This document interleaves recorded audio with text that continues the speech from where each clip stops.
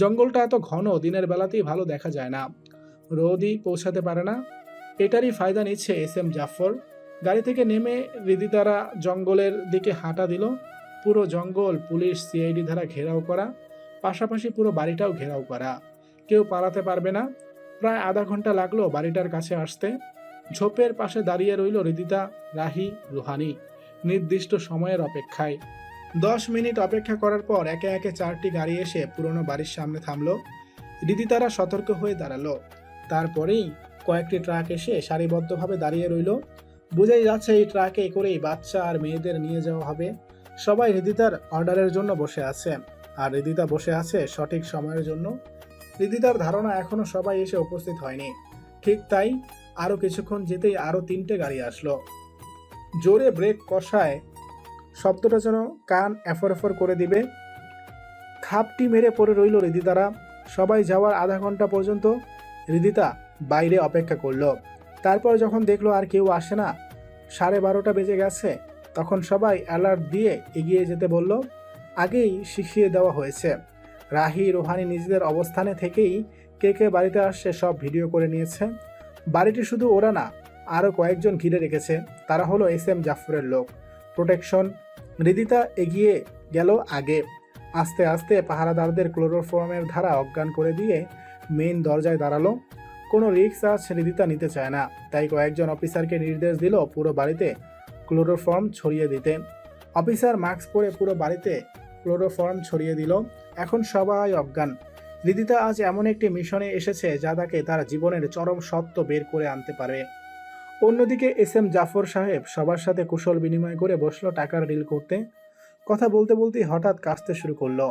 সবার একই অবস্থা, এক সময় নিস্তেজ হয়ে পড়ে রইল। হৃদিতা এক লাথিতেই দরজাটা শাট করে খুলে গেল। রিভলভারটা পকেটে রেখে এগিয়ে গেল।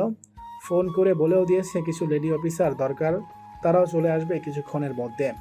একে একে সব ক্রিমিনালদের অজ্ঞান অবস্থায় ওদেরই ট্রাকে তুলল। ট্রাকওয়ালাদেরও আগেই অজ্ঞান করে রেখেছে। একটি ট্রাক ক্রিমিনালদের নিয়ে যাবে আর 11টা ট্রাক মেয়ে শিশুদের নিয়ে যাবে। অনেকগুলো মানুষকে ওদের ভিকটিম বানিয়েছে। আস্তে আস্তে সবাই হৃদিতার কথা অনুযায়ী কাজ করে বের হয়ে আসলো। শা করে এগিয়ে গেল রাস্তার দিকে, পেছনে ঘন অন্ধকার জঙ্গলকে ফেলে। হৃদিতার কেন জানি মনে হচ্ছে এখানে আরও কিছু আছে, কিছু একটা পাওয়া যাবে। সবাইকে পাঠিয়ে দিয়ে আজ নিজে থেকে গেল। সাথে রয়েছে রাহি, রোহানি আর তার অ্যাসিস্ট্যান্ট। ভেতরে ঢোকার জন্য পা বাড়াবে তার আগেই কারো ডাক শুনে থেমে গেল হৃদিতা। পেছন ফিরে দেখে রিদান দাঁড়িয়ে আছে, চোখে মুখে উপচে পড়ছে ভয়। হঠাৎই একটা শব্দ, সবাই নিস্তব্ধ হয়ে গেল। রিদানের হাতে রিভলভার। হৃদিতার কিছুটা দূরে একজন লোক বুকে হাত দিয়ে শুয়ে আছে। তাকেই গুলিটা করেছে রিদান। অল্পের জন্য তার প্রেয়সীকে কেড়ে নিতে যাচ্ছিল। রিদান রিভলভারটা পকেটে ঢুকিয়ে দৌড়ে গিয়ে হৃদিতাকে জড়িয়ে ধরল, যেন ছেড়ে দিলেই হারিয়ে যাবে। হৃদিতার চোখটাও ছলছল করে উঠল। রিদান চোখ মুখ দেখেই বোঝা যাচ্ছে হৃদিতার জন্য কতটা ভালোবাসা লুকিয়ে আছে তার মনের গহীনে। হৃদিতাও পরম যত্ন নিয়ে রিদানের বুকে লেপ্টে থাকলো। কত শান্তির জায়গা। কিছুক্ষণ পর যখন দুজনেই অন্য রাজ্যে চলে গেছে, তখন রাহি একটা কাশি দিয়ে উঠল। দুজনের ধ্যান ভাঙতেই দুজন আস্তে করে সরে দাঁড়ালো। লজ্জার কোনো আভা নেই মুখে। রাহি, রোহানি হতাশ হলো। ভেবেছিল একটু হলেও লজ্জা পাবে, কিন্তু না, দুজন চোখে চোখে কথা বলতেই আছে। নতুন প্রেমে পড়লে যা হয় আর কি। কিছুক্ষণ পর হৃদিতা স্বাভাবিক হয়ে ওদেরকে নিয়ে ভেতরে ঢুকলো। সাথে রিদানও আছে। হৃদিতা নিজের তীক্ষ্ণ বুদ্ধিমত্তা দিয়েই বুঝে ফেলেছে রিদানও জানতো এই জায়গাটার কথা, তাই সেও চলে এসেছে। কথাটি ভেবে হাসলো হৃদিতা, কাউকে বুঝতে দিল না। বাড়ির ভেতরে বাইরের মতো অবস্থা না, খুব শৌখিন আর আধুনিক আসবাবপত্রে ভরপুর।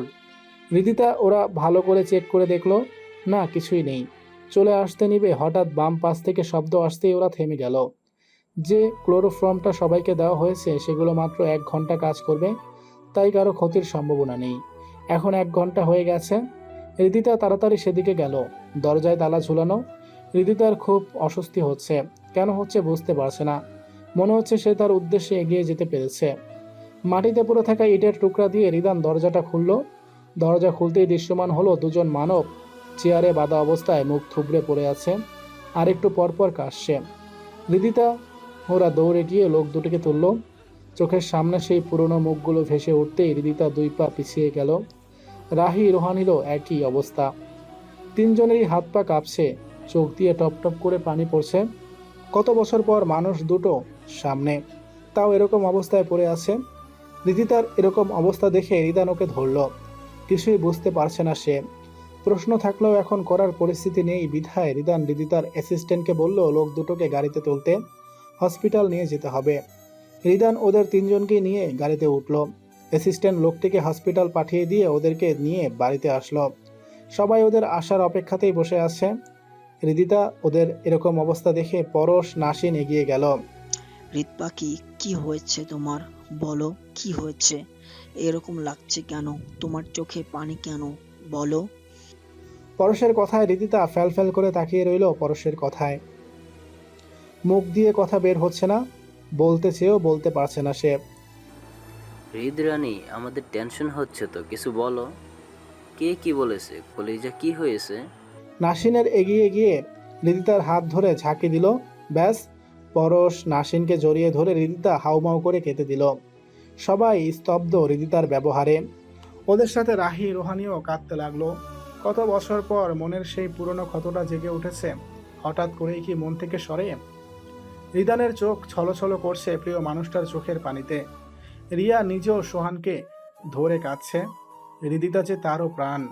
অনেকক্ষণ কান্নার পর হৃদিতা নিজেকে স্বাভাবিক করে নিল। তাকে এখনই ভেঙে পড়লে চলবে না। শক্ত থেকে সব সত্য উদ্ঘাটন করতে হবে। তার আগে বিয়েটা হওয়া জরুরি।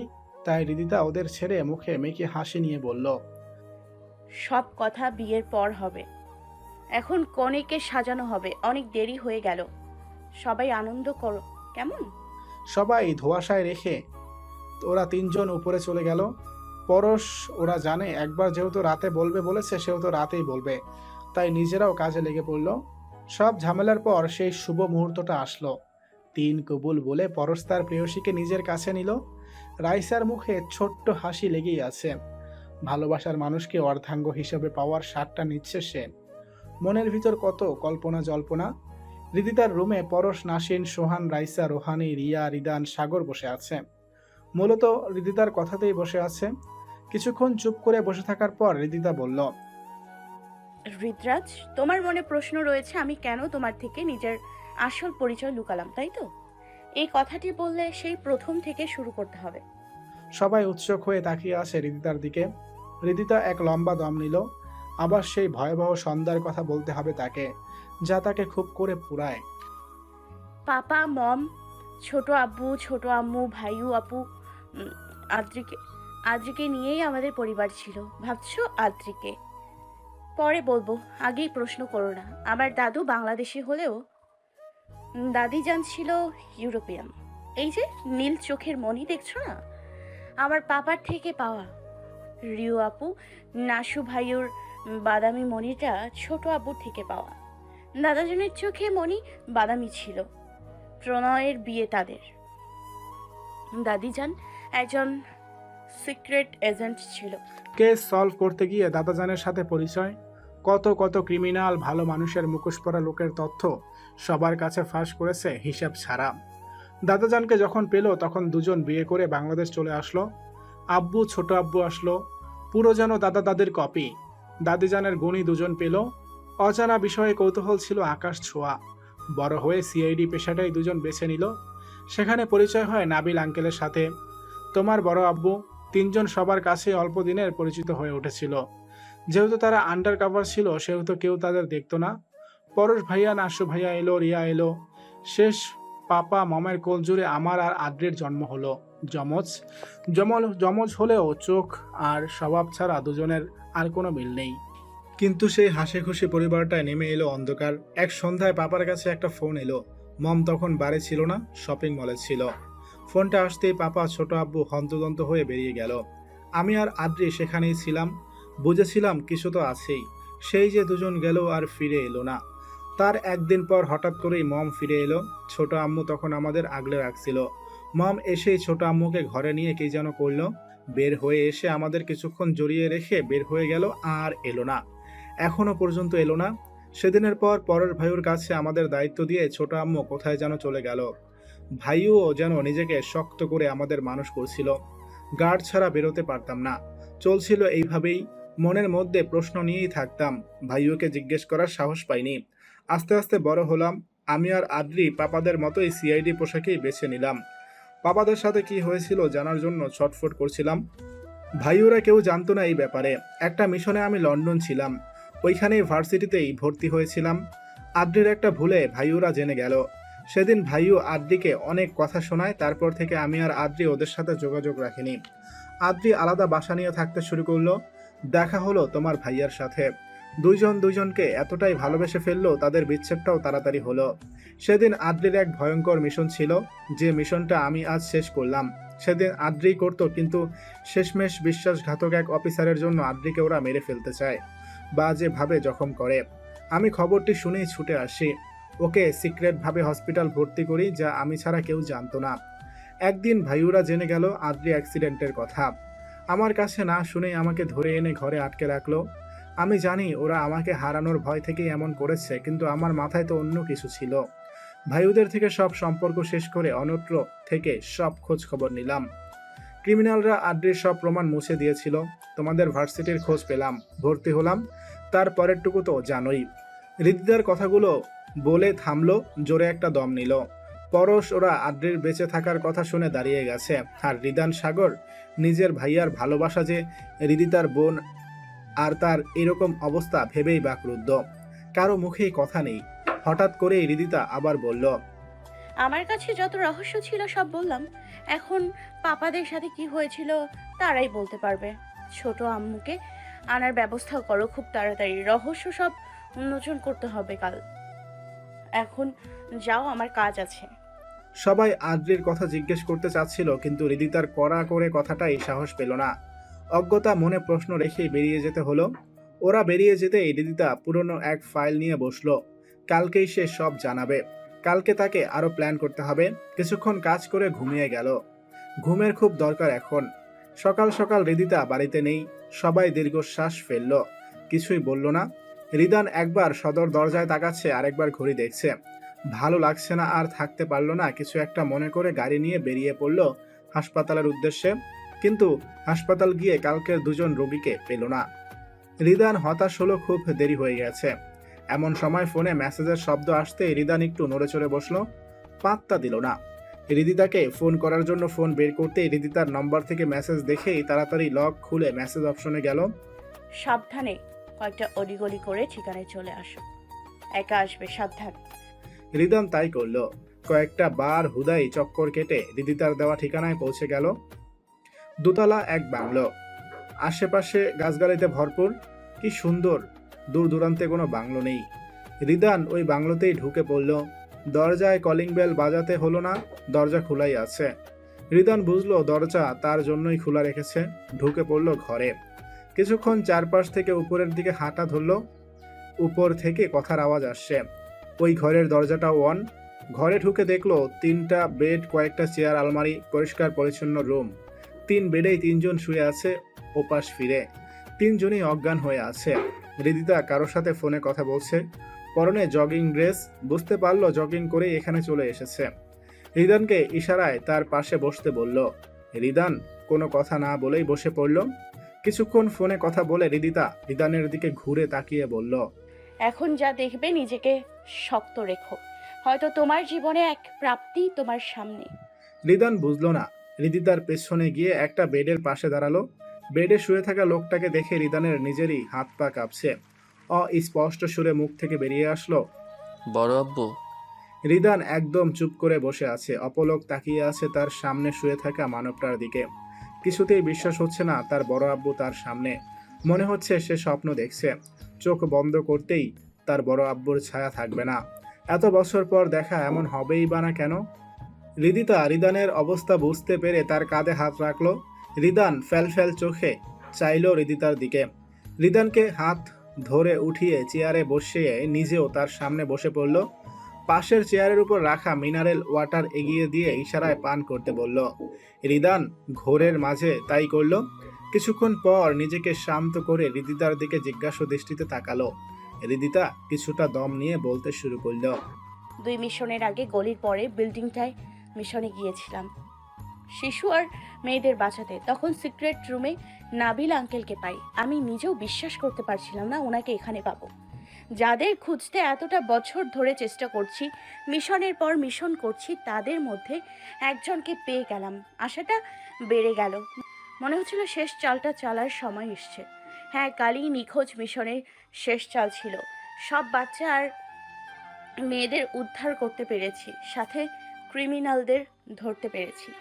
সবচেয়ে অবাক করার ব্যাপার কি জানো? ওই যে নাবিল আঙ্কেল ছাড়া দুজন শুয়ে আছে, তারা কি হয় জানো? আমার পাপা, ছোট আব্বু। যাদের খুঁজেছি বহুকাল, যাদের খুঁজতে গিয়ে আদ্রি মৃত্যুর সাথে পাঞ্জা লড়ছে, তাদের আমি পেয়েছি। নিখোঁজ মিশনের সমাপ্তি টানতে পেরেছি। এখন শুধু অপরাধীদের শাস্তির পালা। এমন কষ্ট দিয়ে এক একটাকে শেষ করব। প্রতিনিয়ত মৃত্যু চাইবে, কিন্তু তাদের মৃত্যু দিব না। যতগুলো দিন আমার পাপা, ছোট আব্বু, আঙ্কেলকে কষ্ট দিয়েছে, তার থেকে দ্বিগুণ কষ্ট পেতে হবে তাদের। হৃদিতার রাগে চোখ লাল হয়ে আছে, চোখ মুখ শক্ত হয়ে শেষের কথাগুলো বলল। রিদান কিছু বলবে তার আগেই কলিং বেলের শব্দ আসতেই হৃদিতা তাড়াতাড়ি বেরিয়ে গেল। রিদান বসে রইল। একটু পর হৃদিতা আবার ফিরে এলো, সাথে রাহি, রোহানি আর একজনকে নিয়ে। রোহানির পাপা ডক্টর রশিদকে নিয়ে। তিনি 3টা ইঞ্জেকশন বের করে একে একে 3জনকে পুশ করে দিল। সবাই অপেক্ষা করছে তাদের জ্ঞান ফিরবার। অপেক্ষা যেন শেষ হয় না। ডক্টর রশিদ পাশের রুমে চলে গেল রাহিকে নিয়ে। সেখানে আদ্রিকাকে রাখা হয়েছে। তার রেসপন্স খুব ভালো চলছে। 3 ডোজের শেষ ডোজ কাল দেওয়ার কথা ছিল, হৃদিতা বলেছে আজ দিবে। এই ডোজটা দিলেই বোঝা যাবে আদ্রিকা আদৌ ভালো হবে কিনা। ভালো হলে আজই হবে, না হলে সে এইভাবেই ধীরে ধীরে মৃত্যুর দিকে ধাবিত হবে। হৃদিতার হাত পা ঠান্ডা হয়ে আসছে। 4জন লোক নিয়ে টেনশনে এই 4জনের প্রাণ যায় যায় অবস্থা। কিছুক্ষণ পর হৃদয় আর রিয়ান চৌধুরীর জ্ঞান ফিরল। পিট পিট করে চোখ খুলে নিজেদের এরকম পরিচ্ছন্ন রুমে দেখে অবাক হয়ে তাকিয়ে রইল দুজনার দিকে। হৃদিতা এগিয়ে গেল অশ্রুসিক্ত চোখ নিয়ে। সামনে একজনকে দেখে তারা দুজন উপরের দিকে তাকালো। চোখের দিকে চোখ যেতেই দুজন আঁতকে উঠল। এই চোখ তাদের চিরচেনা চোখ। হৃদিতা আর সহ্য করতে পারল না, দুজনকে জড়িয়ে ধরে হাউমাউ করে কেঁদে দিল। ওনারা দুজনও কাঁদছে। অনেকক্ষণ কাঁদার পর 3জন স্বাভাবিক হয়ে কথা বলতে লাগলো। কত দিনের কত কথা জমে আছে, খেয়ালই নেই 3জনের যে তাদের দেখছে আরো 3জন প্রাণ ভরে। রাহি, রুহানি এগিয়ে গিয়ে সামনে দাঁড়ালো। 3জন কথা অফ করে দিয়ে ওদের দিকে তাকালো। হৃদয় রিয়ান চৌধুরী চিনতে পারছে না। রাহি, রুহানি একসাথে ডেকে উঠল, বাবা, বাবাই। 2জন চোখ বড় বড় করে হৃদিতার দিকে তাকালো। হৃদিতা ইশারা দিতেই ওদেরকেও পরম যত্নে আগলে নিল। ডক্টর রশিদ ছোটবেলার বন্ধুদের ফিরে পেয়ে বাকরুদ্ধ। সবার সাথে কথা বলা শেষ। রিদানের পরিচয় জানবে, তখন পাশ থেকে গোঙানির শব্দ আসতেই সবাই সেদিকে ছুটে গেল। নাবিল চৌধুরীর হাত পা নাড়াচ্ছে। আস্তে আস্তে উঠে বসলো সে। ড্রাগসের প্রভাবে মাথা ঝিম মেরে আছে। রশিদ সাহেব ওনার মুখটা পানি দিয়ে মুছিয়ে দিল। আস্তে আস্তে নিজের সম্মতি ফিরে পেতেই সামনে তাকিয়ে নিজ বন্ধুকে দেখে অবাক হলো সেও। সব কথা খোলাসা করে বলতেই সে কিছুক্ষণ থম মেরে বসে রইল। কত বছর পর সে আলো দেখছে হিসাব ছাড়া। রিদান এগিয়ে গেল। নাবিল চিনতে পারল না। পরিচয় দিতেই যেন ভেতরটা হাহাকার করে উঠল। এই তো সেদিন মনে হচ্ছে এই বাচ্চাটাকে কোলে নিয়ে খেলছে, ঘুরেছে, আজ এত বড় হয়ে গেল। অনেকক্ষণ মেলো ড্রামা করার পর সবাই পাশের রুমে গেল। আদ্রিকার জ্ঞান এতক্ষণে ফেরার কথা। গিয়ে দেখলো আদ্রিকা উঠে বসে আছে। সবাই একেবারে হামলে পড়ল রুমে। সামনে তাকিয়ে এত বছর পর 3টা মুখ দেখে আদ্রিকা আঁতকে উঠল, যার কারণে উত্তেজনায় মাথায় চাপ পড়তেই আহ বলে কুকিয়ে উঠল। ডক্টর রশিদ এগিয়ে এলেন, আদ্রিকাকে স্বাভাবিক করার চেষ্টা করলেন। আদ্রিকা নিজেও খুব স্ট্রং পার্সোনালিটির, তাই স্বাভাবিক হতে সময় লাগলো না। একে একে সব খুলে বলতেই সেও পাপা, ছোট আব্বু, আঙ্কেলের আদর নিল। তারপর হৃদিতা সবার দিকে প্রশ্ন ছুড়ে দিল, কি হয়েছিল তোমাদের সাথে সব খুলে বলবা। আর মম কোথায় পাপা? পরশ চৌধুরীর কথা মনে হতেই হৃদয় চৌধুরীর চোখ থেকে কয়েক ফোঁটা পানি গড়িয়ে পড়ল। রিয়ান চৌধুরীও একই অবস্থা। হৃদয় চৌধুরী অস্পষ্ট স্বরে বলে উঠল, নেই, তোমার মম আর বেঁচে নেই। এই আমার সামনে নিজের সম্মান রক্ষার্থে আমার রিভলভারের বুলেট নিজের মাথায় ঢুকিয়ে নিল। কি করে পারলো ও আমাকে ছেড়ে চলে গেল? হৃদয় চৌধুরী ভেঙে পড়লেন। মনে পড়ে গেল সেদিন রাতের কথা। একে একে সব খুলে বলল সবাই। আদ্রিকাও নিজের সাথে ঘটা সব কথা খুলে বলল।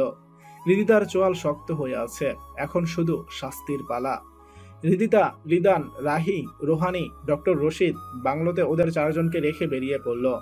যত তাড়াতাড়ি মেইন অপরাধীকে ধরতে পারবে প্রমাণসহ, তত তাড়াতাড়ি ওদেরকে সবার সামনে প্রকাশ করতে পারবে। তাই আজ থেকেই প্ল্যান শুরু ওদের। রিদিতা, ওরা এখন বর্তমানে রাইসাদের বাড়িতে এসেছে। সবাই প্ল্যান করে নিজেদের টাইম মেনটেন করে এসেছে বলে কেউ টের পায়নি তারা একসাথে ছিল। কিন্তু রিদান রিদিতাকে একসাথে দেখে হিংসায় জ্বলে যাচ্ছে হিয়া। কিছুতেই দুজনকে একসাথে দেখতে পারছে না সে। রিদিতার জন্য কিছুই বলতে পারছে না। সে ভালো করেই জানে রিদিতা চৌধুরী কেমন। সোহান গোসল সেরে ফোন নিয়ে বসেছিল। হঠাৎ করে রিদিতাকে নিজের রুমে ঢুকতে দেখে অবাক হলো। রিদিতা সোহানের অবাকতাকে পাত্তা না দিয়ে বলল, ভাইয়া, তোমার বন্ধু পিয়াস আছে না, উনি এখন কোথায়? নিজের বন্ধুর কথা রিদিতার মুখে শুনে সোহান কিছুটা ভয় পেল। তবুও আমতা আমতা করে বলল, ও তো 1 মাস আগেই বিডি হয়ে এসেছে। কেন বলো তো রিদু? পিয়াস ভাইয়া দেখতে অনেক স্মার্ট, রাহির সাথে দারুণ মানাবে। আঙ্কেল রাহির জন্য পাত্র খুঁজছিল, তাই ভাবলাম পিয়াস ভাইয়ার কথা জানাই। তুমি এখনই ফোন করে পিয়াস ভাইয়ার রিসেপশনের জন্য দাওয়াত দেবে। ওকে, আমি যাই। রিদিতা আর দাঁড়ালো না। দাঁড়ালে হাজারটা প্রশ্ন করবে সোহান। কিন্তু রিদিতার কথায় সোহানের মনে হচ্ছে বুকটায় কেউ পাথর চাপা দিয়েছে। কেমন ব্যথা হচ্ছে। রাহি ছোট থাকলেও সোহান তো ছোট ছিল না। কিশোরী রাহির মনের অবস্থা সোহান ঠিক টের পেয়েছিল, কিন্তু সে ছোট ভেবে পাত্তা দেয়নি। ভেবেছে সব আবেগ, আরেকটু সময় গেলেই বুঝতে পারবে ভুল, তখন সে কষ্ট পাবে। ভেবেই তো অ্যাব্রোড যাওয়ার ডিসিশন নিয়েছিল। কিন্তু এখন কি সে ভুল করেছে? তার কি আরো ভেবে কাজ করা উচিত ছিল? সে চাইলেই রাহিকে নিজের মতো গড়িয়ে নিতে পারত, রাহিকে তার ভালোবাসার চাদরে মুড়িয়ে রাখতে পারত, কিন্তু সে করেনি। এখন কি সেই ভুলের খেসারত তাকে এইভাবে রাহিকে হারিয়ে দিতে হবে? ভাবতে পারছে না সোহান। মাথা কেমন ফাঁকা ফাঁকা লাগছে, মাথা ঝিম ধরে যাচ্ছে। তবুও আস্তে আস্তে বিছানায় বসে পিয়াসের নম্বরে ক্লিক করলো। একবার রিং বাজতেই ফোনটা ধরতেই অপর পাশ থেকে ভেসে আসলো, কেমন আছিস? এতদিন পর মনে পড়লো। মাত্র 2 দিন আগে কথা হয়েছে, তুই নিজেও ফোন দিসনি শালা, আবার কথা বলছিস। আচ্ছা শোন, রিদু তোকে আসতে বলেছে পরশ ভাইয়ার রিসিপশনে, চলে আসবি।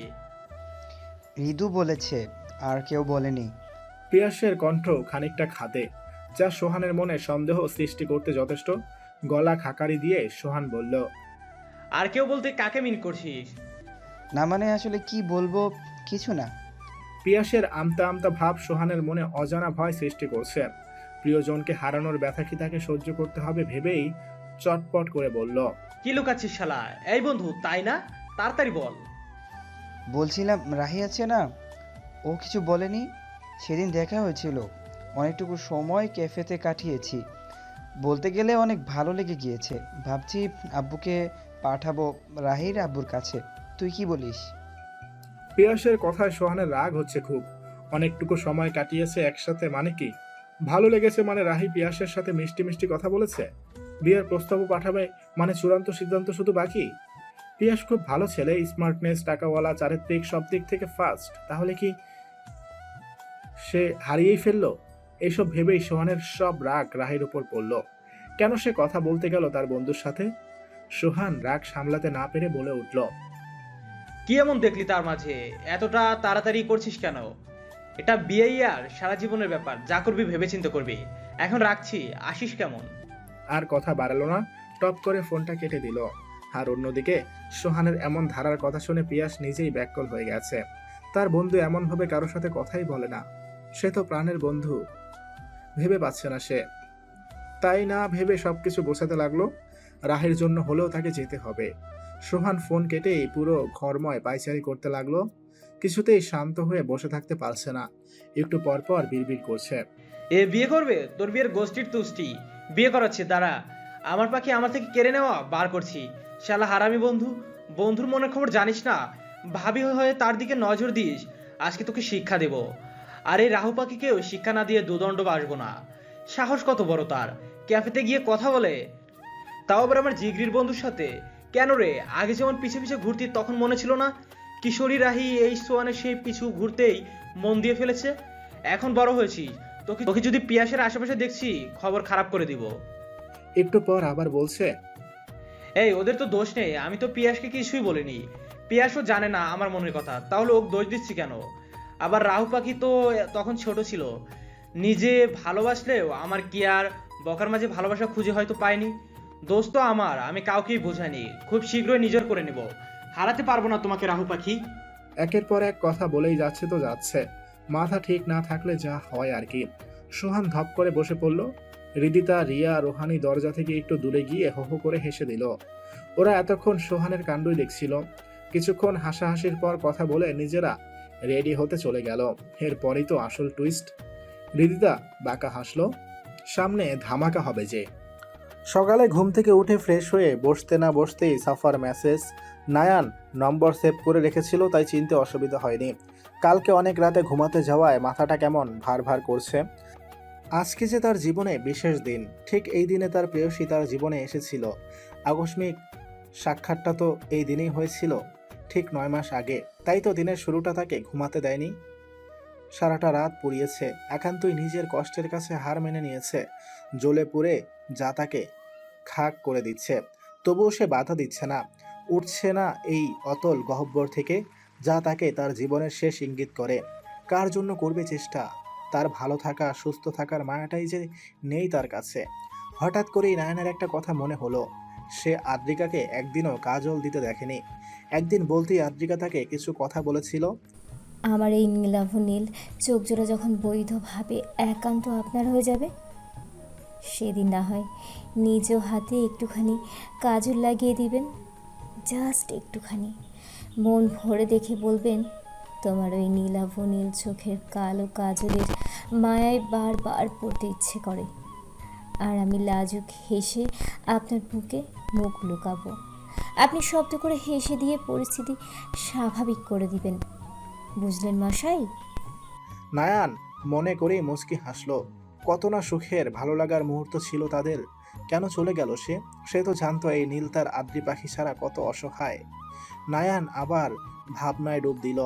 আদ্রিকার কথার উত্তরে সে বলেছিল, একটুখানি না, ওই নীলাভ নীল চোখ জোড়ায় ঘন কালো কাজল দিয়ে তোমাতে ডুব দিব আমি, ভাসিয়ে নিব সুখের জগতে, যেখানে শুধু আমি আর তুমি থাকবো। তোমার চোখের মায়াতে তো সেই কবেই এই নীল শেষ, কাজলের মায়ায় কবে পড়বো আদ্র পাখি। আমি যে আর সয় না, চলো না বিয়ে করে ফেলি।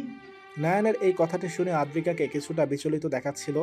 পরে অবশ্য নিজেকে ঠিক করে নিয়েছিল সে। এত এত স্মৃতি কী করবে নায়ান? এই স্মৃতিগুলোই যে তাকে বড্ড পীড়া দেয়, ঘুমাতে দেয় না। উঠে দাঁড়ালো নায়ান। সাফার মেসেজটা আবার পড়ল। ভাবছে তাকে সাফা কি বোঝাতে চেয়েছে, আর ভাবতে পারল না। আজকে শুধু তার মাথায় তার প্রেয়সী ঘুরছে। যদিও এটা প্রত্যেক মুহূর্তেই ঘুরে, তবুও আজকেরটা একটু স্পেশাল। নায়ান তৈরি হয়ে মায়ের সাথে দেখা করে বাইরে বের হলো। আজকে সারাটা দিন সেই রেস্টুরেন্টে কাটাবে, বুকিংও করে রেখেছে। নায়ানের বুকটা কেমন ওঠানামা করছে। মনে হচ্ছে কিছু হবে, কিছু তো ঘটবে, এমন মনে হচ্ছে কেন বুঝতে পারছে না। পার্কিং লট থেকে গাড়ি বের করতে যাবে, ঠিক তখন রিদান নায়ানকে ডাক দিল। নায়ান অবাক হলো, কারণ রিদানের এখন বিয়ে বাড়ি থাকার কথা। অবশ্য তাকেও গ্র্যান্ডলি আমন্ত্রণ করা হয়েছে, কিন্তু সে যায়নি। এসব থেকে আপাতত দূরে থাকতে চায় সে। রিদান এসে একটা খাম ধরিয়ে দিল। রিদানের মুখ দেখে বোঝার উপায় নেই কোন মোডে আছে। নায়ান প্রশ্নবোধক চোখে রিদানের দিকে তাকিয়ে আছে। রিদান কিছু না বলেই চলে গেল। নায়ান হাঁ হয়ে তাকিয়ে রইল তার ভাইয়ের চলে যাওয়ার দিকে। তার ভাই তার সাথে এমন কখনো করে না। হঠাৎ মনে হলো ফোনের কথা। ফোন বের করে দেখে কাল রাতে প্রায় 30টার মতো ফোন এসেছে, সব রিদানের নম্বরে। হতাশ হলো নায়ান, কি করবে ভেবে পাচ্ছে না। তার ভাইটা তার ব্যাপারে খুব অভিমানী। তার ভাগ সে অন্য কোথাও দিতে চায় না। সেখানে তো সে নিজের প্রেয়সীর স্মৃতি ভুলতে ড্রিঙ্কস করতে যাওয়ার জন্য তার ভাইয়ের ফোন পিক করতে পারেনি। নায়ান রেস্টুরেন্টে যাওয়ার ডিসিশন চেঞ্জ করলো। থাক বুকিং করা, অনেক তো হলো প্রেয়সীর স্মৃতি ভুলার তোড়জোড়, এখন না হয় ভাইয়ের অভিমান ভাঙাবে। রিদান নিজের ঘরে প্রবেশ করেই হো হো করে হেসে দিল। ভাইয়ের সামনে অভিনয় করতে সে বেশ হিমশিম খাচ্ছে। না চাইতেও হাসি আসে। তাই তো ওইভাবে তাড়াতাড়ি চলে এলো, না হলে ঠিক নায়ান তার পরিকল্পনা বুঝে যেত। কিছুক্ষণ হেসে রিদান ফোনটা হাতে নিয়ে রিদিতার নম্বরে টেক্সট করে দিল। রিদিতা এতক্ষণ ফোনের কাছেই বসেছিল SMS এর অপেক্ষায়। কাজ হয়েছে দেখে রিদানকে চুমুর ইমোজি পাঠিয়েই জিভে কামড় বসিয়ে দিল, অতি খুশিতে যা হয় আর কি। রিদানও ব্যাপারটা বুঝতে পেরে অবাক হওয়ার ইমোজি দিতেই রিদিতা হাত দিয়ে নিজের মুখ ঢেকে নিল। ইস, কি লজ্জা! রিদিতা নিজের কাজে নিজেই অবাক, সে আর লজ্জা প্রেমে পড়লে যে পরিবর্তন আসে হৃদিতার বুঝতে বাকি নেই। আর এই পরিবর্তন কি সে সাদরে গ্রহণ করতে চায়? সে তো ভুল মানুষকে ভালোবাসেনি, তাহলে এত গড়িমসি কেন থাকবে? কিছুক্ষণ মেসেজে দুজন কথা বলে পরবর্তী প্ল্যান করে নিল। এখন ফোনে কথা বলা যাবে না। চারপাশের মানুষ কে কত ভালো, কে কত মনের মধ্যে আক্রোশ পুষিয়ে রেখেছে কে বলতে পারে। শেষে তীরে এসে তরি ডুবে না যায়। আর হৃদিতা চৌধুরীর জীবনে প্রেম ডুব ছাড়া আর কোথাও ডুবে যাওয়ার সম্ভাবনা নেই। কারো পায়ের আওয়াজ আসতেই রিদান ফোনটা বালিশের নিচে রেখে চোখ বন্ধ করে শুয়ে রইল। সে না দেখলেও বেশ বুঝতে পারছে তার ভাই আসছে। সে যে সফল হচ্ছে এটা ভেবেই মুচকি হাসল। নায়ান এসে অসময়ে ভাইকে শুয়ে থাকতে দেখে বিচলিত হলো। আস্তে আস্তে মাথার কাছে বসে মাথায় হাত রাখলো। পরম যত্নে মাথায় হাত বুলাতে লাগলো। রিদানের বেশ ঘুম পাচ্ছে। কতদিন ভাইয়ের এমন আদর থেকে সে বঞ্চিত, কিন্তু এখন তো ঘুমালে চলবে না, তাকে তার কাজ চালিয়ে যেতে হবে। নিজের হাত দিয়ে নায়ানের হাত সরিয়ে দিয়ে ওপাশ ফিরে বাঁকা হাসল রিদান। নায়ান ভাইয়ের অভিমানটা বেশি হয়েছে ভেবে সোজা ভাইকে জড়িয়ে ধরে শুয়ে পড়ল। শুয়েই কাতাকুতো দিতে থাকলো। রিদান না পেরে হো হো করে হেসে দিল। আহ ভাইয়া আর পারছি না, ছাড়ো ছাড়ো, হা ভাইয়া ছাড়ো বলছি। নায়ানও হাসছে। ছেড়ে দিয়ে কিছুক্ষণ দুজন চুপ করে বসে রইল। তারপর নায়ান বলে উঠল, চল আজকে বিয়েতে মজা করি, অনেকদিন হলো মজা করি না। রিদান অবাক হওয়ার অভিনয় করে বলল, তুমি যাবে সত্যি? আমার তো বিশ্বাসই হচ্ছে না। তোমার কাছে আদৌ আমাদের মূল্য আছে কিনা? সব তো তোমার প্রেয়সী। রিদানের অভিমানী কথায় নায়ানের খুব খারাপ লাগলো। এক পাশে জড়িয়ে ধরে বলল, সরি ভাই, আমি আসলে বেশি মজা করে ফেলেছি। আর এমন হবে না, মা নিয়ে না হয় সারাটা জীবন কাটিয়ে দেবো। এখন এত সেন্টি খাস না তো, চল দেরি হয়ে যাবে। রিদান আর কিছু বলল না। সত্যি দেরি হয়ে যাবে, ওরা উঠবে এর মধ্যেই আলো আনহা ঘরে প্রবেশ করে দাঁড়িয়ে রইল কোমরে হাত দিয়ে। বেশ রেগে আছে তারা দুজন। ওদের রেডি দেখে রিদান বলল, তোমরা কোথাও যাচ্ছ? ময়না পাখি, টিয়া পাখি? হ্যাঁ যাচ্ছি, আমাদের সাফুফু যেতে বলেছে তোমাদের সাথে। নিজেরা তো একাই চলে যাচ্ছ, আমাদের দেখার সময় আছে তোমাদের? আলোর কথায় রিদান মাথা চুলকে বলল, সত্যি ভুল হয়ে গেছে তো। সরি শোনা, এখন চলো তাহলে। হ্যাঁ হ্যাঁ চলো চলো, আমার তো সেই ভালো লাগছে। সাপুপুকে তো আমার দারুণ লাগে। আনহার বাচ্চামো কথায় নায়ান হেসে চটপট করে বলে ফেলল, হ্যাঁ ভাবি হিসেবে বেশ মানাবে। কি বলো টিয়া পাখি, আমার ভাইয়ের বউ? রিদান চোখ বড় বড় করে তাকালো নায়ানের দিকে। বোনদের সামনে কি বলছে সে? আলো আনহা দুজন শব্দ করে হেসে দিল। আলো বলল, তুমি কি ভাবছো ভাইয়া আমরা কিছুই জানি না? আমরা প্রথম থেকেই সব জানি। আমরা এখন বড় হয়েছি, বুঝছো? আমার তো সাফুকে হেব্বি লাগে, কি সুন্দর মানায় তোমাদের। রিদান মুচকি হেসে মনে মনে বলল, যেদিন ওনার আসল পরিচয় জানতে পারবে, ভয়ের সাথে সাথে অবাক প্লাস খুশিও হবে। এখন শুধু সঠিক সময়ের অপেক্ষা। আর কথা বাড়ালো না। চারজন বেরিয়ে পড়লো রাইসাদের বাড়ির উদ্দেশ্যে। গিফটও নিয়ে নিয়েছে। এই না, তোমাকে বলেছি আমি যা বলবো তাই হবে, আমার উপর কথা বলবে না।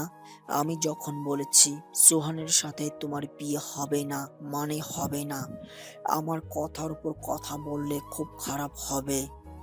অ্যানার বাবার কথায় অ্যানা রেগে গেল। সে সোহানকে খুব ভালোবাসে। সেই কিশোরী বয়স থেকে জেনে আসে সোহান তার। এখন হবে না মানে কি? রেগে যখন ঘরের জিনিস ভাঙতে নিবে তখন অ্যানার বাবা অ্যানাকে ধরে ফেললো। শান্ত হয়ে তার পুরো কথাটা শুনতে বলল।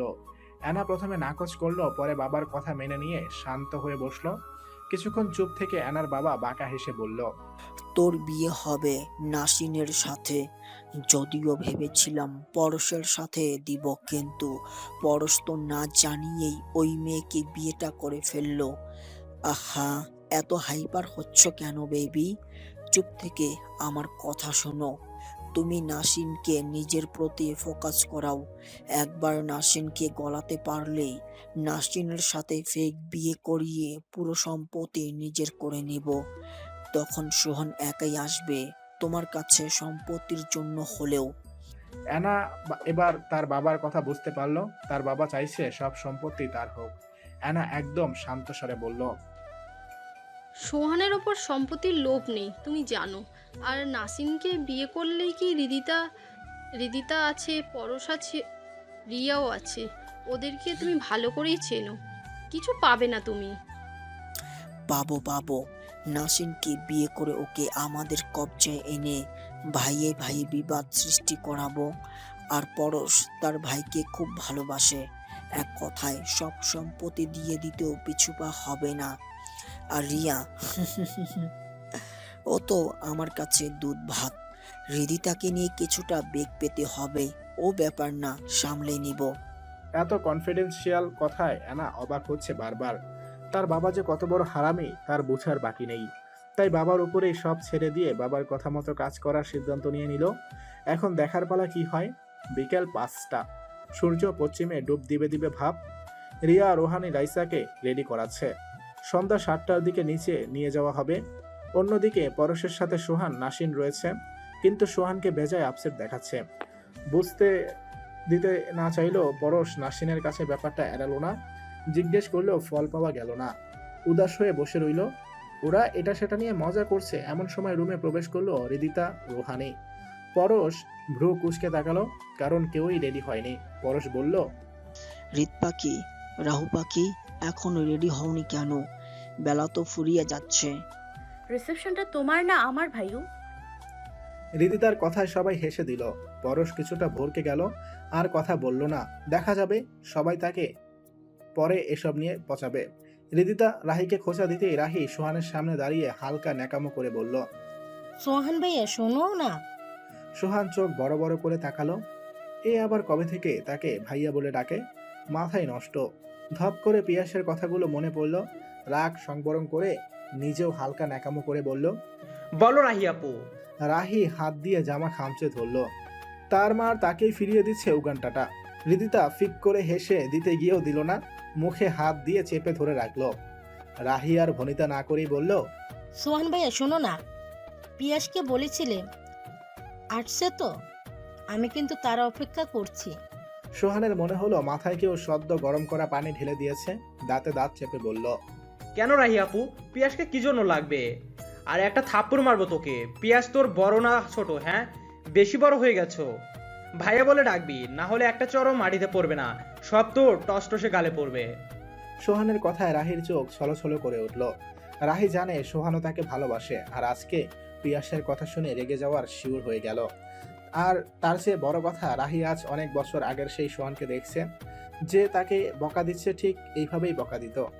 রাহি কিছু না বলেই বেরিয়ে গেল। আর একটু থাকলে হয়তো সবাই ওর চোখের পানি দেখে ফেলতো। রাহির ছলছল চোখটা সোহানকে খুব পীড়া দিল। সে মনে করছে বকা শুনেই হয়তো কেঁদে দিয়েছে। আগে তো ভ্যা ভ্যা করে কাঁদতো, এখন লুকিয়ে কাঁদে।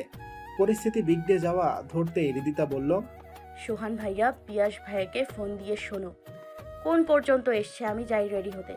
রিদিতাও চলে গেল। তার একটু পরেই রিদান, নায়ান, আলো, আনহা ঘরে ঢুকলো। ওদেরকে রাইসার আম্মু রেখে গিয়েছে। আবার আড্ডা চলতে লাগলো। নায়ান নিজেকে মাস্ক দিয়ে কাভার করে নিয়েছে। বিয়ে বাড়িতে নিজের গার্ডকে ঢুকতে দেয়নি, আর এখানে প্রচুর গার্ড রয়েছে, তার গার্ডের প্রয়োজন নেই। এখন বাজে সন্ধ্যা 6:30। রিদান এখানে আসার পর একবার রিদিতাকে দেখছিল, তারপর যে হাওয়া হয়েছে আর দেখা নাই। 2বার মেসেজও করেছিল, কিন্তু মহারানীর পাত্তাই নেই। অন্যদিকে রিদান সাগরকেও খুঁজে পাচ্ছে না। পাবে কি করে? সে তো বাগানের অপোজিটে সুইমিং পুলে পা নামিয়ে বসে আছে, পাশে তার প্রেয়সী। আর কি লাগে? তখন কি বন্ধুর কথা মনে পড়ে? রিয়া রিদিতাকে রেডি করার জন্য বলতে যাবে, হঠাৎ করেই কেউ একজন তার হাত ধরে টেনে সুইমিং পুলের দিকে নিয়ে আসে। প্রথমে ভয় পেলেও প্রিয়তমার স্পর্শ চিনতে অসুবিধা হয়নি। এরপর থেকেই দুইজন নিরিবিলি বসে সময় কাটাচ্ছে। রাহি রোহানি রাইসাকে নিয়ে এসে মঞ্চের সোফায় বসিয়ে দিয়েছে। পরশ নায়ানের সাথে কথা বলছিল। দুজনের বন্ডিংটা ভালোই হয়ে গেছে। রাইসাকে দেখে পরশ হা হয়ে গেল। পিঙ্ক কালার লেহেঙ্গা, তার প্রেয়সীকে যেন পিঙ্ক মহারানী লাগছে। নায়ান হেসে পরশকে ধাক্কা দিল। পরশ মাথা চুলকে রাইসার পাশে গিয়ে বসলো। তার পাশেই পিয়াস, সোহান দাঁড়িয়েছিল। দুজনের দৃষ্টি সেদিকে। 4 জোড়া চোখ দেখছে তাদের প্রেয়সীকে। সোহান পিয়াসের দিকে তাকাতেই রাগ লাগলো। কেন সে রাহির দিকে তাকাবে? তাই পিয়াসকে ধাক্কা দিল। পিয়াস নড়ে চড়ে কথা বলতে লাগলো। রোহানি রাহি একটু দূরে গিয়ে হো হো করে হেসে দিল। সোহানের জেলাসি তাদের খুব আনন্দ দিচ্ছে। রিদানের মন টিকছে না, তার প্রেয়সীকে সে এখন পর্যন্ত দেখতে পায়নি। একটু পর পর পায়চারি করছে আর সিঁড়ির দিকে তাকাচ্ছে। আর সব মেয়ে যে তাকে গিলে খাচ্ছে সেদিকে তার খেয়াল নেই। 5 মিনিট পর রিদিতা এলো। পরনের পোশাক দেখে যেন সবাই টাসকে খেলো। সাদা টপসের উপর নীল ব্লেজার, সাথে জিন্স, প্লাজো, মুখে মাস্ক, অ্যাটিটিউডের সাথে হাঁটা যেন কোনো অপসরা আসছে। রিদিতা এসেই রিদানের পাশে দাঁড়িয়ে সব মেয়ের দিকে একবার তাকালো। সাথে সাথে মেয়েগুলো চোখ ফিরিয়ে নিল। রিদান হালকা হাসলো। এ তো ভালোবাসা অভিপ্রায়। রিদিতার মুখে হালকা চিন্তার ছাপ।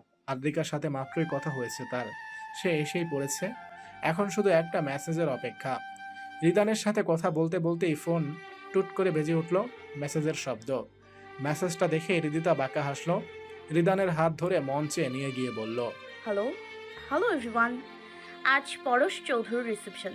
আমার ভাইয়ের রিসেপশন। যদি কিছুটা স্পেশাল না হয় তাহলে কি হয়? হ্যাঁ, এখন স্পেশাল কিছু হবে। তৈরি তো? সবাই নড়ে চড়ে দাঁড়িয়ে হাততালি দিয়ে উঠল। নায়ান, আলো, আনহা সাফাকে খুঁজছে। তারা তো আর জানে না রিদিতাই সাফা। সেদিন ওই ঘটনায় যারা ছিল তাদেরকে এক প্রকার থ্রেট দেওয়া হয়েছে রিদিতার পরিচয় গোপন রাখার জন্য। যেহেতু সাফা রিদিতার কাহিনী কেউ খোলাসাভাবে জানে না, তাই কেউ আর সাফা রিদিতাকে একসাথে টানেনি। আনহা আর পেরে না উঠে রিদানকে প্রশ্ন করেই বসলো, ভাইজান, সাফুপু কই? দেখছি না তো। আর তুমি ওনার পাশে দাঁড়িয়ে আছো কেন? এখানে আসো, সাফুপু দেখলে রেগে যাবে। আর এই যে শুনেন, আপনি আমার ভাইজানের হাত ছাড়েন। সাফুপু যদি দেখে না তার হৃদরাজের হাত অন্য কেউ ধরে আছে, তাহলে আপনি যত বড়ই সিআইডি অফিসার হন না কেন, যত বড় লোকই হন না কেন, এক ঘুষিতে আপনার পগার পার করে দেবে। ছাড়েন বলছি। আনহার কথা আশেপাশের কয়েকজন ছাড়া আর কেউ শোনেনি। রিদিতার খুব হাসি পেল। আলো, আনহা, নায়ান বাদে সবার মুখেই হাসি ঝুলে আছে। তা দেখে তিনজনেই খুব অবাক। আনহা আরো কিছু বলতে যাবে তার আগেই রিদিতা বলে উঠল, কিরে পুচকো, ভালো কথা বলতে শিখে গেছো? হ্যাঁ।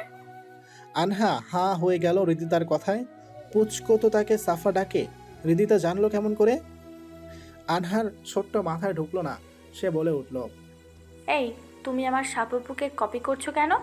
আমার ভাইয়ের বউ তোমাকে না, সাপুপুকেই করব। একদম কপি করবে না। সবাই কি আর আমার সাপুপু হতে পারে? কিন্তু তোমার চোখ দুটো খুব চেনা লাগছে আমার, ঠিক সাপুপুর মতো। এই, তুমি কে বলো তো?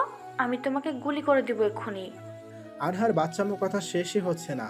রিদিতার ঠোঁটে প্রাপ্তির হাসি ফুটে উঠল। এই বাচ্চা মেয়েটা তাকে কত ভালোবাসে সে কথা ধারা বুঝিয়ে দিয়েছে। রিদান আনহাকে ধরে পাশে নিয়ে গিয়ে কি যেন বলল। আনহা চুপ হয়ে গেল, মুখ ভার করে দাঁড়িয়ে রইল কপাল কুঁচকে। নায়ান আর আলোর কিছুটা খটকা লাগলো, পাত্তা দিল না। অন্যদিকে আনহার এরকম বাচ্চামো হাত উঠিয়ে কথা বলার ধরন যেন নাসিনের বুকে ঝড় তুলে দিয়েছে। কি অজস্র মায়া সেই মুখে, কিরকম অনুভূতি হচ্ছে মনে। সবাই রিদিতার দিকে তাকিয়ে আছে। রিদিতা হাত ইশারা দিতেই বাগানের মাঝখানে লাইট অফ হয়ে গেল। তখনই ভেসে আসলো সুর। লাইট অফ হয়ে যেতে সাথে সাথে মিউজিক বেজে উঠল। ঠিক বাগানের মাঝখানটায় রিদিতার ইশারায় লাইট জ্বলে উঠল। সবার চোখ সেদিকেই নিবদ্ধ।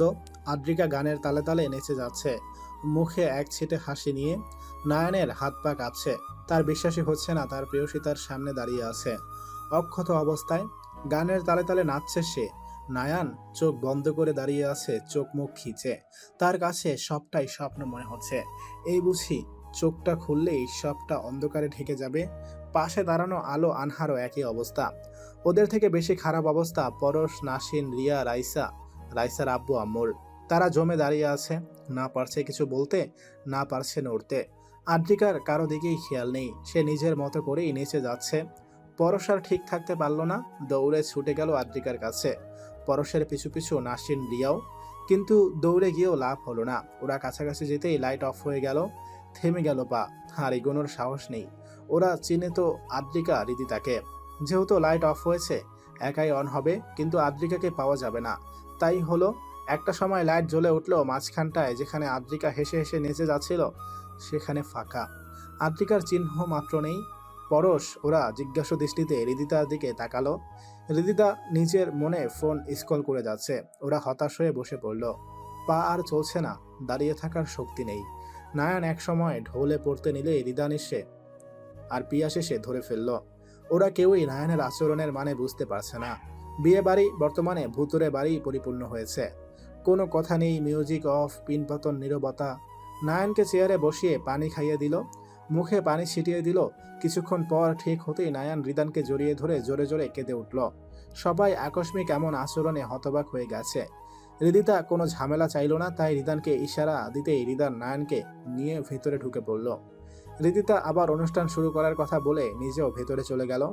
রোহানি আর ডক্টর রশিদ সবাইকে সামলে আবার পরিস্থিতি আগের মতো করে নিজেরাও ভিতরে চলে গেল। রিদিতার ছোট মামার শরীরটা ভালো নেই, হঠাৎ করেই কেমন খারাপ লাগছে, তাই নিচে অনুষ্ঠানে না গিয়ে নিজের জন্য বরাদ্দকৃত রুমে শুয়ে আছে। আর ছক করছে কিভাবে কি করবে। এমন সময় জোরে দরজা খোলার শব্দে কিছুটা চমকে উঠল সে। নিজের রুমে হুডি পরে আপাতমস্তক ঢাকা একজনকে ঢুকতে দেখে ভয় পেয়ে গেল। হুডির মডেলটা তার খুব চেনা। রিদিতা আদ্রিকা সবসময় এক কালার ইউজ করলেও দুজনের হুডির ডিজাইন আলাদা ছিল। নিজেদের কাজের সুবিধার্থে এমন করা। ছোট মামা ভয়ে একদম জমে গেছে। কি করে সম্ভব? কোনোভাবেই সম্ভব না। নিজের হাতে শেষ করেছে সে, তাহলে কিভাবে? ভেবেই নিজে সতর্ক হয়ে গেল। এটা ফাঁদ নয় তো? রিদিতা কি তাকে সন্দেহ করছে? তাকে ফাঁদে ফেলতেই নিজে আদ্রিকার হুডি পরে এসেছে। এসব ভেবে নিজেকে তৈরি করে নিল ভিতর থেকে। ভয় পেলে বুঝে যাবে, তাই নিজেকে যথাসম্ভব স্বাভাবিক রেখে এগিয়ে এসে বলল, কে তুমি? আমার রুমে কি করছো? লোকটি আরেকটু এগিয়ে গেল। মাথার হুডিটা ফেলে মুখের মাস্কটা খুলতেই ছোট মামা দুপা পিছিয়ে গেল। তাল সামলাতে না পেরে বিছানায় বসে পড়ল। আদ্রিকা, কি করে সম্ভব? সে নিজের হাতে ওই মাথায় একের পর এক আঘাত করেছে, দূরে ছুঁড়েও ফেলেছিল। এখন কি হবে? সে আজ কোনোভাবেই বাঁচতে পারবে না। তার এতদিনের করা প্ল্যান সব এক নিমিষে শেষ হয়ে যাবে। এসব ভাবতে ভাবতেই তার মুখে গাঢ় ভয়ের ছাপ ফুটে উঠল। নিজের জীবনের মায়াকে না করে আদ্রিকা আরেকটু পিছিয়ে পা দিয়ে দরজাটা ফিরিয়ে দিল। তাতে ছোট মামা আরো ভয় পেয়ে গেল। কিছু বলতে যাবে তার আগেই আদ্রিকা ঝড়ের বেগে দৌড়ে গিয়ে মামার মুখটা হাত দিয়ে চেপে ধরল। কথা বন্ধ করে দিল। মামা এখনো ভয়ে কাঁপছে। আদ্রিকা সামনে সোফায় বসে পড়ল। তীক্ষ্ণ চোখে তাকিয়ে বলে উঠল, কেন করলেন এমন? কি ক্ষতি করেছিল আমার মন? আমি না হয় আপনার হিলদিগাল ব্যবসা ধরে ফেলেছিলাম। আমার মম তো আপনার বোন হয়, তার সাথে এমনটা কেন করলেন? আজ সব বলবেন, A to Z, না হলে আপনাকে এমন হারে টুকরো টুকরো করব ভাবতেও পারবেন না। আদ্রিকা চৌধুরীর কথা সম্পর্কে আপনার ধারণা আছে নয় কি? ছোট মামা আর দেরি করলো না, ভয়ে বলতে লাগলো, আমি তোমাদের রক্তের কেউ হই না। আমাকে কুড়িয়ে পেয়েছিল তোমার নানা ভাই। নিজের সন্তানের মতো বড় করলেও সম্পত্তি দেওয়ার সময় গড়িমসি করলো। আমার উগ্রভাব দেখে তোমার নানা বুঝে গেছিল ভুল করেছে সে, তাই আমাকে কিছু সম্পত্তি দিয়ে বড় আর পড়শিকে সব সম্পত্তি দিয়ে দিল। সেদিন থেকেই প্ল্যান করি সব সম্পত্তি আমার করে নিব। অনেক অনেক টাকার মালিক হব আমি একাই। ড্রাগসের ব্যবসা শুরু করি। আস্তে আস্তে ব্যবসায় প্রসারিত হতে থাকে। অ্যাড করি মেয়ে আর শিশু পাচার। কত টাকা নিজের অ্যাকাউন্টের হিসেব নেই। আগের জিত ছিল সব সম্পত্তি আমার হবে। তোমার মমকে বোঝাই, সে প্রথমে রাজি হলেও আমার ব্যবসা সম্পর্কে জেনে যায়। তার আগে থেকে হৃদয় রিয়ান নাবিল জেনে গিয়েছিল ব্যবসা সম্পর্কে। শুধু মূলে যে আমি ছিলাম জানতো না। আর বেশি দিন বাঁচিয়ে রাখলে ওরা জেনে যেত। তারপরেই প্ল্যান করে হৃদয় রিহান নাবিলকে আমার ডেরায় আনি। পড়শিকে কিডন্যাপ করে। পড়শিকে দেখে লোভ সামলাতে পারেনি আমার সহকর্মীরা। পড়শি নিজের সম্মান বাঁচাতে নিজেরই স্বামীর রিভলভার দিয়ে আত্মহত্যা করে। তারপর হৃদয় ওদের আমরা মেরে ফেলি। আর তুই এই সব ধরার মাঝামাঝি ছিলি। এতদিন করার সব প্ল্যান নষ্ট হয়ে যাচ্ছিল, তাই তোকে মারার প্ল্যান করি। একের পর এক আঘাত আমি নিজের হাতে করেছি, তবুও তুই বেঁচে গেলি। আমার সব শেষ করে দিলি। এবার আমি কোনোভাবে ছাড়া পেলে তোকে আর তোর পরিবারকে একেবারেই শেষ করে দিব। আদ্রিকার চোয়াল শক্ত হয়ে এলো। শেষ কথা শুনে হো হো করে হেসে দিল। কি ভয়ঙ্কর সেই হাসি! ছোট মামা সেই হাসির শব্দে কেমন কেঁপে কেঁপে উঠছে। আদ্রিকা হঠাৎই হাসি থামিয়ে দাঁতে দাঁত চেপে বলে উঠল, তোর সহপাঠী তো SM জাফর আর বিশিষ্ট ব্যবসায়ী হিয়ান খান। কি ঠিক বললাম তো? হ্যাঁ, জাফরের কয়েকদিন ধরে তো খবর নেই। হিয়ান এখানেই আছে। আমার বিরুদ্ধে প্রমাণ পেলেও ওর বিরুদ্ধে কোনো প্রমাণ নেই। ওকে ধরতেও পারবি না। কোনো না কোনোভাবে আমাকে ছাড়িয়ে নেবে। তোর কি মনে হয় রিদিতা চৌধুরী কাঁচা খেলোয়াড়? তোকে ছেড়ে দেবে? আজ পর্যন্ত যে বা যারাই হৃদিতের হাতের কবলে পড়েছে তাদের একমাত্র খবরই ছিল এনকাউন্টার, যেখানে তোকে এত এত কষ্ট দিয়ে মারবো তুই কল্পনাও করতে পারবি না। পাশ থেকে কথা শুনেই আদ্রিকা ছোট মামা সেদিকে তাকিয়ে দেখলো হৃদিতা দাঁড়িয়ে আছে, সাথে রাহি রোহানি। একজনের হাতে ক্যামেরা, আরেকজনের হাতে রেকর্ডার। আদ্রিকা বাঁকা হাসলো।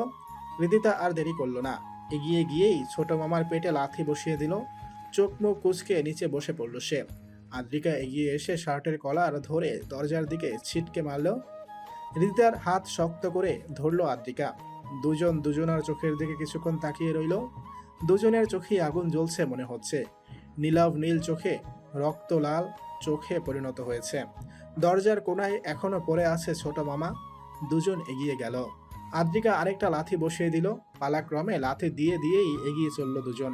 পিছিয়ে রাহি রুহানি। বৃদ্ধ একজন লোককে এইভাবে মেরে মেরে নিয়ে আসছে দুজন হুডি পরা লোক, যা দেখে বিয়ে বাড়ির সব লোক হা হয়ে গেছে। আজ কি থেকে কি হচ্ছে কিছুই বুঝতে পারছে না কেউ। হৃদিতার ছোট মামি দৌড়ে এলো, সাথে অ্যানা। কি হয়েছে? তোমরা এইভাবে মারামারি করছো কেন? পরশ, নাসিম, বাঁচা তোদের মামাকে, মেরে ফেলবে। এই তোমরা ছাড়ো আমার বাবাকে, একদম জানে মেরে দিব কিন্তু। পাশ থেকে রাহি কষিয়ে এক চর বসালো অ্যানার গালে। আহা, কতদিনের ক্ষোভ আজ এক চরেই মিটিয়ে নিল। কেউ বুঝতেও পারলো না তার ভালোবাসার দিক। চোখ দেওয়া, তার থেকে কেড়ে নেওয়ার ফন্দি করা, এবার দেখ মজা। অ্যানা ছিটকে কিছুটা দূরে গিয়ে পড়ল। হৃদিতা হি হি করে হেসে দিল। এত কিছুর মাঝেও রাহির কাজটি তাকে ব্যাপক আনন্দ দিয়েছে। রাহি কিছুটা লজ্জা পেল ধরা খেয়ে, তাই চুপ করে রইল। হৃদিতা বলে উঠল, মামি, তুমিও জানো আর আমিও জানি আমার পায়ের কাছে পড়ে থাকা মানুষটা কেমন। তাই আজ অন্তত চুপ থাকো। এতদিন যেমন চুপ ছিলে, নাহলে তোমার মুখ কেমন করে বন্ধ করতে হয় সেই কৌশলেই হৃদিতা চৌধুরী জানে। হৃদিতার কথায় মামি পিছিয়ে গেল। তার কি বা বলার আছে? সে তো আগে থেকেই জানে তার স্বামী একজন ক্রিমিনাল, যে তার নিজের বোনকেই মেরে ফেলেছে, সাথে তার মেয়ের মতো ভাগ্নেদের শৈশব কেড়ে নিয়েছে। অ্যানা উঠে দাঁড়িয়েছে, কিন্তু ওই রকম হাতের চর খেয়ে সাহস হয়নি আর সামনে এগিয়ে আসার। আদ্রিকা কলার ধরে উঠে দাঁড় করালো ছোট মামাকে। ঠিক মাঝখানটায় ছুঁড়ে ফেললো। বড় মামা এগিয়ে এসে বলল, কি করছো তোমরা? ভুলে গেছে তোমার ছোট মামা হয় হৃদিতা? এরকম করার কি কারণ? হৃদিতা এক পলক বড় মামার দিকে তাকালো। বড় মামা হৃদিতার চোখ দেখে আর কথা বলার সাহস পেল না। সে নিজেও জানে কারণ ছাড়া হৃদিতা কোনো কাজই করে না। হৃদিতা কারোর সাথেই কোনো কথা না বলে নিজের ফোন বের করে কাকে যেন ফোন করলো। নিজের মতো কথা বলে ফোনটা আবার আগের জায়গায় রেখে চারপাশে একবার চোখ বুলালো। সবাই উৎসুক হয়ে চেয়ে আছে। হৃদিতা দুটো চেয়ার আনতে বলে হাঁটতে লাগলো। সে যাকে খুঁজছে পেয়ে গেছে। হিয়ান খানের চোখ মুখে ভয় প্রকাশ পাচ্ছে দ্বিগুণ হারে। নিজের বন্ধুকে এমন মার খেতে দেখে বুঝে ফেলেছে ধরা সে খেয়ে গেছে, তাই তো ভয়টা জেগে বসেছে তার মধ্যে। হৃদিতাকে নিজের দিকে আসতে দেখে ঘামতে শুরু করলো সে। আশেপাশে পালানোর রাস্তাটা দেখতে লাগলো। না, নেই, কোথাও পালানোর জায়গা নেই। পাশ থেকে হিয়া নিজ পাপার এমন অবস্থা দেখে ভ্রু কুঁচকে তাকিয়ে রইল। সে কিছুই বুঝতে পারছে না। কিছু বলতে যাবে তার আগেই পাপার কলারে কারো হাত দেখে থমকে দাঁড়িয়ে গেল। অল্প কিছুক্ষণের মধ্যেই কি থেকে কি হলো বুঝতেই পারল না। বোধ হলো তখন যখন হৃদিতা হিয়ান খানকে কলার ধরে টেনে নিয়ে যেতে থাকলো। দৌড়ে আটকাতে যাবে তার আগেই হৃদিতার রক্ত লাল চোখ দেখে খিসে দাঁড়িয়ে রইল। হিয়ার মা আহাজারি করেই যাচ্ছে, কিন্তু তার আহাজারি কেউ শুনছে না। সবার মূল আকর্ষণ এখন হৃদিতা। ছোট মামার পাশেই হিয়ান খানকে ছুঁড়ে ফেললো। হিয়ার খান থরথর করে কাঁপছে। কথা বলার সাহস তো দূর, উপরের দিকে তাকাতেই পারছে না। এতদিনের জমানো ইমেজ এক নিমিষেই মাটিতে মিশে যাবে সে কল্পনাও করেনি। হৃদিতা একটা চেয়ারে পায়ের উপর পা তুলে বসে পড়ল। আদ্রিকা আগে থেকেই বসে আছে। পাশেই রাহি রোহানি ক্যামেরা নিয়ে দাঁড়িয়ে আছে। এবার আদ্রিকা মাথা থেকে হুডির টুপি মাস্ক খুলে ফেলল। যে যেখানে ছিল সেখানেই দাঁড়িয়ে রইল। আগের মতো ভুল কেউ করল না। নায়ান চেয়ারে বসে আছে রিদানকে ধরে। এক বিন্দু পরিমাণ শক্তি তার শরীরে অবশিষ্ট নেই। চোখ দুটো তার প্রেয়সীর দিকেই নিবদ্ধ। কতদিনের তৃষ্ণা মেটাচ্ছে। আদ্রিকা এগিয়ে গিয়ে হিয়ান খানের মাথা ধরে নিচের দিকে ঘুরালো। হিয়ান খান চমকে পিছিয়ে যেতে নিয়েও যেতে পারল না। আদ্রিকা হিস হিসিয়ে বলে উঠল, ভয় পেয়ে গেলি? চিনতে পারিসনি? আদ্রিকা চৌধুরী। আদ্রিকা চৌধুরী ফিরে এসেছে। তোরা কি ভেবেছিলি এই আদ্রিকা চৌধুরীকে সরিয়ে দিলেই তোরা তোদের ইমেজ ধরে রাখতে পারবি? তোরা হয়তো ভুলে গিয়েছিলি হৃদিতা চৌধুরী একাই একটা শিখা। এক বিন্দু আগুনের শিখায় যথেষ্ট ছাড়খাড় করে দিতে সেখানে হৃদিতা চৌধুরী নিজেই আগুন। ধরতে যাবি তো পুড়ে যাবি, নেভাতে যাবি তো দ্বিগুণ হারে জ্বলে উঠবি। আর আদ্রিকে আলাদা করার উপরওয়ালা ছাড়া আর কারো সাধ্য নেই। সেখানে তোরা তো চুনোপুটি মাত্র। এবার হৃদিতা বলে উঠল, এদের আদ্রি ছাড় তো, এদের সাথে এত কথা বলে লাভ নেই। পরিবেশ একেবারে চ্যাপটা মেরে গেছে। এদেরকে তো পরে দেখে নিব। রিল্যাক্স হ আর ভাবিদের কাছে যা, ওরা ভেতরে ভেতরে শেষ হয়ে যাচ্ছে। আদ্রিকার টনক নড়ল। মাথায় ছিল না তার, মাথায় তো শুধু প্রতিশোধ ঘুরছিল। এবার আদ্রিকা পরশদের কাছে এগিয়ে গেল। এক পলক নায়নের দিকে তাকিয়ে দেখে নিল নায়নের অবস্থাটা। চোখ ছলছল করে উঠল। ইস, মানুষটার কি অবস্থা! আদ্রিকা নিজেও টের পাচ্ছে সবার মনের অবস্থাটা। তারও মনের অবস্থাটাও যে বড্ড খারাপ। আদ্রিকা গিয়েই পরশকে জড়িয়ে ধরল। ভেতরের কান্নাটা বেরিয়ে আসতে চাচ্ছে, আর নিজেকে সংযত করতে পারল না। হাউমাউ করে কেঁদে দিল। নাসিন, রিয়াও দৌড়ে এসে জড়িয়ে ধরল। বিয়ে বাড়িটা যেন শোক সবাই পরিণত হয়েছে। কান্না থামছে না বলে হৃদিতা এগিয়ে এসে বিরক্ত কণ্ঠে বলে উঠল, শোক সবার আয়োজন করা শেষ, এবার আপনাদের কি সাহায্য করব বলুন। আমিও হাউমাউ করে কান্না শুরু করি, কেমন? রাহু, রুহু, চল তোরাও শুরু কর। ফুল আমরাই করে দেই। অসহ্য লাগছে, থামো তো এখন। হৃদিতার কথায় ওরা থেমে গেল। আদ্রিকা এবার নায়নের দিকে এগিয়ে গেল। ক্রমশ বুক ওঠানামা করছে। কতদিন পর মানুষটার মুখোমুখি সে কত কাছে থেকে দেখতে পাচ্ছে। নায়ন তখনও এক ধ্যানে আদ্রিকাকেই দেখে যাচ্ছে। এই দেখার যেন শেষ নেই। আদ্রিকাকে আসতে দেখে রিদান সরে গেল। আদ্রিকার পাশে এসে দাঁড়িয়ে রইল। আদ্রিকা নায়নের সামনে দাঁড়িয়ে হাত দিয়ে চোখটা বন্ধ করে দিল। নায়ন খানিকটা কেঁপে উঠল। স্পর্শ, এই স্পর্শটা তার প্রেয়সীর। তার প্রেয়সী তার সামনে তাকে স্পর্শ করছে। চোখ খুলল না আর। আদ্রিকা একটু নিচু হয়ে নায়নের কপালে শব্দ করে চুমু খেল। নায়ন এক ঝটকায় চোখ খুলে আদ্রিকার মুখের দিকে তাকালো। নায়নের চোখ ছলছল করছে। আদ্রিকার চোখও পানিতে টুইটুম্বুর। নায়ন এক ঝটকায় দাঁড়িয়ে আদ্রিকাকে নিজের বুকে আঁকড়ে ধরল। আহ, শান্তি! তার প্রেয়সীর জায়গাতেই তার প্রেয়সী রয়েছে। বুকের হাহাকার আজ বন্ধ হলো। উপস্থিত সবাই চোখ বড় বড় করে দেখছে সবকিছু। সব মেয়ের ক্রাশ গায়ক নায়ন চৌধুরীকে এভাবে ইমোশনাল থেকে সবাই অবাক। সবার থেকে অবাক হয়েছে পরশ। ওরা এতটুকু বুঝে নিয়েছে ওরা যে আর যাই হোক দুজনের মাঝে অন্য সম্পর্ক রয়েছে। পরিস্থিতি ইমোশনাল ভাব থেকে হৃদিতা এবার জোরে বলে উঠল, হৃদরাজ, আমাকে কোলে নাও। রিদান হৃদিতার দিকে তাকালো। তার মুখ হা হয়ে আছে। হৃদিতা জোরে হেসে উঠল। রিদানকে ভ্যাবা চাকা খাওয়াতে তার দারুণ লাগে। হৃদিতাকে অবাক করে দিয়ে রিদান ঠাস করে হৃদিতাকে কোলে উঠিয়ে নিল। রিদানের মুখে বাঁকা হাসি। হৃদিতা লজ্জায় আর রিদানের চোখে চোখ মেলাতে পারল না। উপস্থিত সবাই এবার একটু স্বাভাবিক হলো। নায়ন আদ্রিকার হাত শক্ত করে ধরে আছে। কিছুতেই ছাড়বে না আজ। যদি আবার হারিয়ে যায়। কিছুক্ষণ পর সিআইডি জিপ এসে উপস্থিত হলো। হৃদিতা তাদের সাথে কথা বলে হিয়ান আর ছোট মামাকে পাঠিয়ে দিয়ে আবার চেয়ারে বসে পড়ল। সবাই আবার আগের মতোই উৎসুক চোখে তাকিয়ে আছে। রাহি রোহানি গার্ডকে ইশারা করতেই একটা কম্পিউটার এনে দিল। পেনড্রাইভ ঢুকিয়ে সেট করে অন করতেই মঞ্চের দেয়ালে ভিডিও ফুটেজ অন হলো। ভিডিও শেষ পর্যন্ত দেখে সবাই বাকরুদ্ধ হয়ে গেছে। বড় মামা ধপ করে চেয়ারে বসে পড়ল। দুধ দিয়ে এতদিন কালসাপ পুষছে সে, না হলে তার একমাত্র আদরের বোনকে হারাতে হতো না। আদ্রিকা হৃদিতা এসে বড় মামাকে সামলালো। এটা সেটা বলে পরিস্থিতি সামাল দিয়ে দুজনে হাঁপ ছেড়ে বাঁচল। কালকে আরেক ধামাকা হবে। আজ সবার মনে আলাদা এক উল্লাস। এর আগে কখনোই এতটা উল্লাস পরশের ছিল না যতটা আজ হচ্ছে। হয়তো বাবা মার হত্যাকারীকে ধরতে পেরে মনের মধ্যে শান্তি লাগছে, কিন্তু সকাল থেকে একটা বারও হৃদিতা আদ্রিকাকে কেউ দেখেনি। সবার বুঝ হয়েছে তারা কোনো না কোনো কাজে গিয়েছে। কালকে নায়ান, রিদান, আলো, আনহা থেকে গিয়েছে। অনেক রাত পর্যন্ত নায়ান আদ্রিকা একসাথে সময় কাটিয়েছে। নীরব থেকে দুজন দুজনকে অনুভব করেছে। রিদান নিজেও কিছুটা সময় চেয়েছিল, কিন্তু হৃদিতার ঘুম পেয়েছিল, তাই রিদানই তাকে ঘুমিয়ে যেতে বলে নিজেও ঘুম। এখন 10:50 হৃদিতা আদ্রিকার কারোই দেখা নেই। সবাই এবার কিছুটা হলেও ভাবছে এমন সময় পরশের ফোনটা বেজে উঠল। ধরতেই অপর পাশ থেকে ভেসে আসলো, আনহাত চৌধুরীর বাড়ি চলে এসো। কোনো প্রশ্ন করো না, এসেই সব দেখতে পারবে। পরশ আর কিছু বলার সুযোগ পেল না। টুট টুট শব্দে ফোনটা কেটে গেল। সবাইকে বলতেই হৃদার নয়ন অবাক হলো খুব। তাদের বাড়ি কেন? এসব ভাবতে ভাবতেই রেডি হয়ে বেরিয়ে পড়ল। প্রায় আধা ঘন্টা পর তারা আহনাফ চৌধুরীর বাড়ি এসে উপস্থিত হলো। গাড়ি থেকে নেমেই তারা চমকে উঠল। পুরো বাড়ি ঘেরাও করা পুলিশ দিয়ে, অনেকগুলো সিআইডি জিপ, সাথে প্রেস মিডিয়া। দ্রুত পা চালিয়ে ভেতরে ঢুকে আরেক দফা চমকালো। সোফায় আহনাফ চৌধুরীকে বসিয়ে রাখা হয়েছে। একটু পাশেই চোখে পানি নিয়ে রিদিমা চৌধুরী দাঁড়িয়ে আছে। রিদান নায়ান দৌড়ে এগিয়ে আসতে নিলেই কিছু অফিসার ওদের বাধা দিল।